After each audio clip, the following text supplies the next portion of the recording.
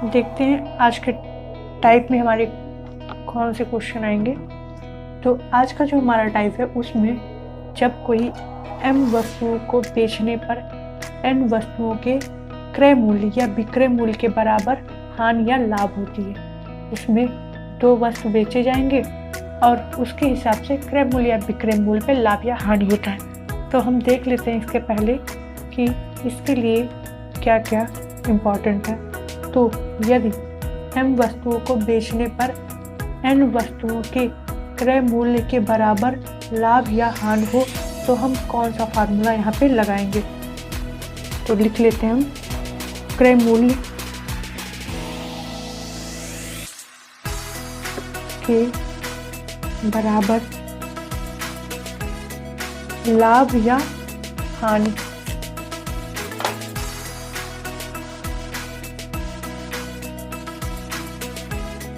लाभ या हानि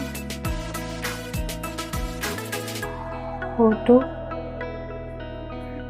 तब हम अपना लाभ या हानि प्रतिशत कैसे निकालेंगे।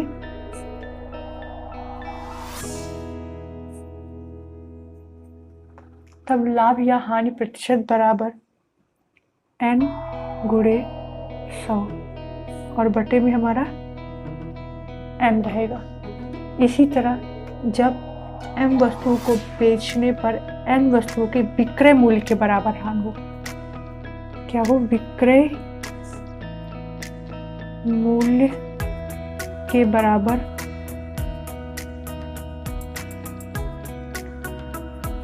हानि हो। अगर हमें विक्रय मूल्य के बराबर हानि हो रही है तो हम कौन सा फार्मूला लगाते हैं। तो हम लगाएंगे हानि प्रतिशत बराबर n गुणे 100 और बटे में m प्लस n। इसी तरह अगर हमें विक्रय मूल्य के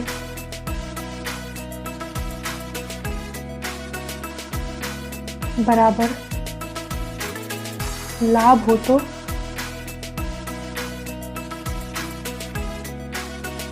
तब हम कौन सा फार्मूला इसमें लगाएंगे। तब हम प्रतिशत लाभ बराबर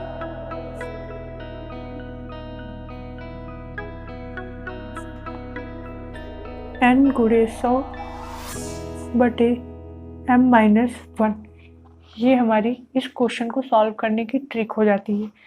इस क्वेश्चन को सॉल्व करने में सबसे ज़्यादा इम्पॉर्टेंट जो याद रखने वाली चीज़ है वो ये है कि जब भी हमें विक्रय मूल्य के बराबर लाभ दिया होता है तो हम लोग यहाँ पे m माइनस n कर देते हैं और जब हानि दिया होता है तो m प्लस n कर देते हैं। बस इतनी सी बात याद रखिएगा, क्योंकि इसके पहले क्वेश्चन में क्या होता था, जब भी लाभ होता था तो हम लोग प्लस करते थे और हानि होता था तो माइनस करते थे। लेकिन जो ये ट्रिक है इस क्वेश्चन को सॉल्व करने की, उसमें ये उल्टा हो जाता है। इसलिए से थोड़ा सा ध्यान से आप पढ़िएगा। देखते हैं क्वेश्चन क्या दिया है। 15 अंडों को बेचने पर 3 अंडों के क्रय मूल्य के बराबर लाभ होता है, तो क्रय विक्रय में प्रतिशत लाभ ज्ञात कीजिए। तो इस क्वेश्चन में मेरा कौन सा फार्मूला लग रहा है, ये लग रहा है क्रय मूल्य के बराबर लाभ या हानि हो तो लाभ या हानि परसेंट बराबर n गुणे 100 बटे m। तो हम रख लेते हैं। तो हमें क्या दे रखा है, सबसे पहले n हमारा ये m है और ये हमारा n है। तो n बराबर 3 दे रखा है गुणे 100 और बटे में m कितना दे रखा है हमारा 15। अब हम इसे काट लेते हैं। 3 पछे 15, 20% हमारा इसका आंसर निकल के आ जाता है। चलिए देखते हैं अपना नेक्स्ट क्वेश्चन। 24 संतरे बेचने पर 4 संतरों के क्रय मूल्य के बराबर हानि होती है, तो कितने परसेंट की हानि होगी। तो हम लोग निकाल लेते हैं। हानि परसेंट बराबर हमारा फार्मूला क्या होता था, n गुणे 100 और बटे में m। तो n हमारा क्या है 4 गुणे 100 और m क्या दे रखा है 24। अब हम इसको काट लेते हैं।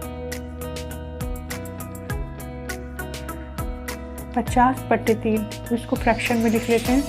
16 सही 2 बटे 3%। ये हमारा आंसर निकल के आ जाता है। अगर इसे आपको फ्रैक्शन में चेंज करना नहीं आता है तो आप मैथ के फर्स्ट वीडियो में चले जाइए, उसमें आपको अच्छे से बताया गया है कि हम लोग फ्रैक्शन में कैसे चेंज करते हैं। देखते हैं अपना नेक्स्ट क्वेश्चन। रामू 33 सेब बेचकर 11 सेबों के विक्रय मूल्य के बराबर लाभ कमाता है। बताइए रामू को कितने % का लाभ हुआ। तो सबसे पहले हम देख लेते हैं कि ये हमारा कौन सा टाइप बनता है। ये हमारा टाइप बनता है जब विक्रय मूल्य के बराबर लाभ हो। अभी तक हमारा टाइप बन रहा था क्रय मूल्य के बराबर लाभ हो, अब क्या बन रहा है विक्रय मूल्य के बराबर लाभ हो। तो इसमें हमारा कौन सा फार्मूला लगेगा, एन। तो लाभ % पूछा है तो सबसे पहले लिख लेते हैं लाभ प्रतिशत बराबर एन गुणे 100 और m माइनस एन। लाभ हो रहा है लेकिन यहाँ पे माइनस लग रहा है क्योंकि ये हमारी ट्रिक इस पे काम करेगी। तो n कितना दे रखा है 11 गुणे 100 और बटे में हमारा 33 माइनस 11 क्योंकि m हमारा 33 है और n हमारा 11 है। तो सॉल्व कर लेते हैं। 1100 बटे 33 में से 11 घटाएंगे तो हमारा 22 आएगा। अब इसे हम काट लेते हैं। 11 दूना 22 और 2 50 100, 2 50 से 100, तो 50% हमारा आंसर निकल के आ जाएगा। देखते हैं अपना नेक्स्ट क्वेश्चन। एक व्यक्ति ने 2 घड़ियां 1500 रुपये में खरीद कर एक को 12% लाभ तथा दूसरी को 18% लाभ पर बेचा, जिससे उसे कुल 15% का लाभ हुआ। घड़ियों के अलग अलग क्रय मूल्य ज्ञात कीजिए। तो इस क्वेश्चन में पूछ रहा है कि जो 2 घड़ियां हैं इनका अलग अलग क्रय मूल्य क्या था। देखते हैं इस क्वेश्चन को हम कैसे सॉल्व करेंगे। सबसे पहले हम लिख लेते हैं अपनी पहली घड़ी,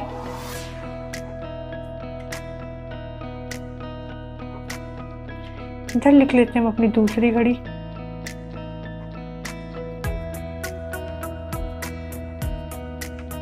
इस पे हमें कितना लाभ था, पहली घड़ी पे 12% लाभ था,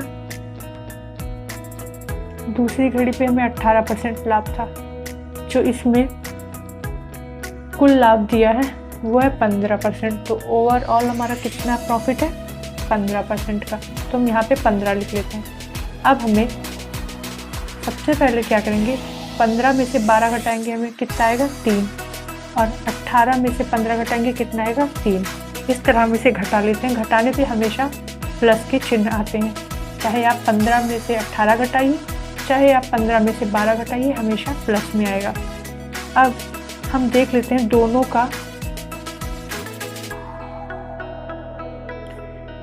के क्रय मूल्य का अनुपात। ये 3% और ये 3%, तो 3% अनुपात 3%, तो ये हमारा निकल के आ जाएगा 1:1। अब हमसे पूछा क्या था कि पहली घड़ी का क्रय मूल्य और दूसरी घड़ी का क्रय मूल्य बताना था। सबसे पहले हम इसका अनुपातिक योग निकालते हैं। तो अनुपाती योग क्या है,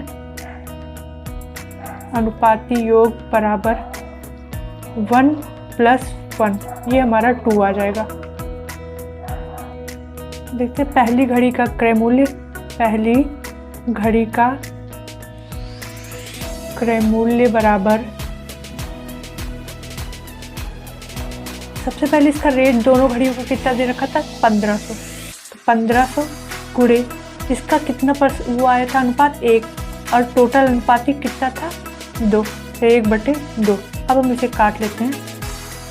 750 रुपया पहली घड़ी का क्रय मूल्य था। इसी तरह आप दूसरी घड़ी का क्रय मूल्य निकालते हैं।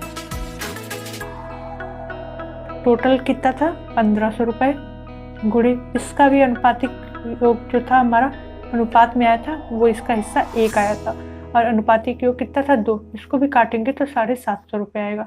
इसका मतलब कि जो घड़ी का क्रय मूल्य था वो पहली घड़ी का भी 750 रुपये था और दूसरी घड़ी का भी 750 रुपये था। देखते हैं अपना नेक्स्ट क्वेश्चन। ये क्वेश्चन हमारा कलर बांट पे आधारित है।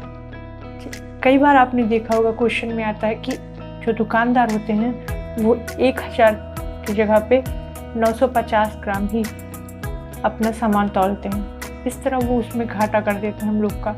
तो उसी से रिलेटेड क्वेश्चन आज हम पढ़ेंगे। इसमें देखते हैं क्या है क्वेश्चन। एक दुकानदार क्रय मूल्य पर ही अपना सामान बेचने का दावा करता है, परंतु 1 किलोग्राम के स्थान पर 950 ग्राम ही तौलता है।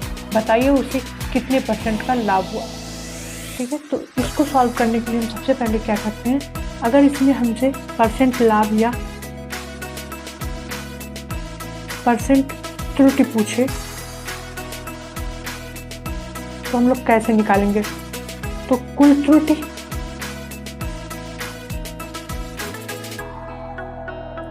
या कमी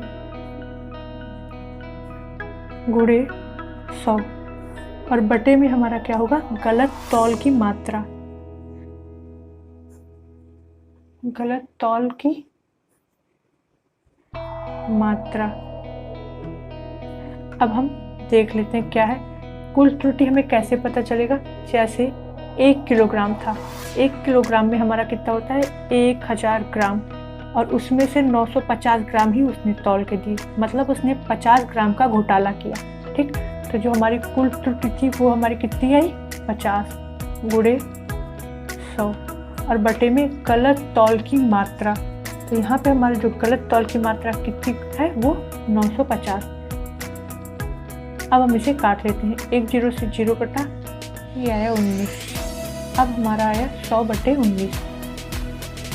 इसको हम फ्रैक्शन में चेंज करेंगे तो आएगा 5 सही 5 बटे 19%। इस तरह ये हमारा आंसर निकल जाएगा। चलिए देखते हैं अपना नेक्स्ट क्वेश्चन।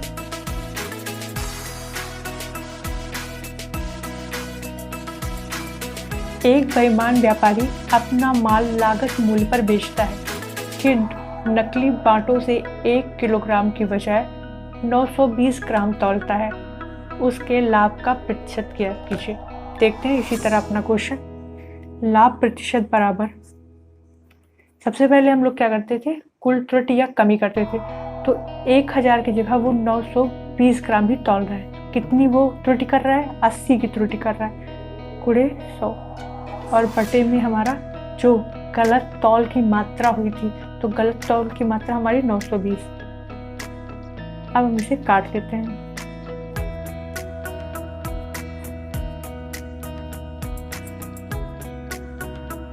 दो दूना 4, 2 दूना 4, 33। देखते हैं तो बचा हमारे पास 2 गुणे 100 और बटे में 23। तो ये हमारा हो गया 200 बटे 23। जब आप भाग देंगे 200 को 23 से तो आएगा 8.6956, जो कि इसका 8.6% आप बोल सकते हैं इसका आंसर हमारा निकल आएगा। तो प्रॉफिट और लॉस चैप्टर हमारा ख़त्म होता है। इसके बाद हम देखेंगे अपना नेक्स्ट चैप्टर डिस्काउंट। अगर आपको वीडियो समझ में आ रही है तो कमेंट करके ज़रूर बताइएगा। चैनल को सब्सक्राइब करिए और ऐसे लोगों के साथ शेयर करिए जिनको मैथ से डर लगता है। मिलते हैं अपने नेक्स्ट वीडियो में।